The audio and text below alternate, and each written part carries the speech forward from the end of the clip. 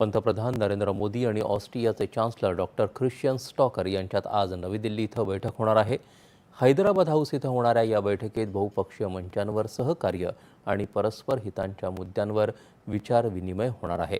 उभय देशांमध्ये अनेक सामंजस्य करार होण्याचीही अपेक्षा असून दोन्ही देशांच्या द्विपक्षीय संबंधांना नवी दिशा देण्याच्या दृष्टीनं ही बैठक महत्त्वाची ठरणार आहे.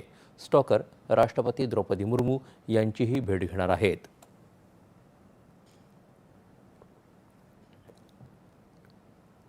दरम्यान त्यांनी काल परराष्ट्र मंत्री एस जयशंकर यांची भेट घेतली. पंतप्रधान आणि स्टॉकर यांच्यामधील भेटीमुळे व्यापक सहकार्याचे अनेक मार्ग प्रशस्त होतील असा विश्वास जयशंकर यांनी यावेळी व्यक्त केला. ऑस्ट्रियाच्या चान्सलरांचा हा पहिलाच भारत दौरा आहे. त्यांच्यासोबत एक उच्चस्तरीय शिष्टमंडळ देखील भारतात आला आहे. पंतप्रधान नरेंद्र मोदी यांनी 2024मध्ये ऑस्ट्रियाचा दौरा केला होता आणि स्टॉकर यांना भेटीचं निमंत्रण दिलं होतं. राष्ट्रपती द्रौपदी मुर्मू 2 दिवसांच्या राज्याच्या दौऱ्यावर असून त्या आज वर्धा इथं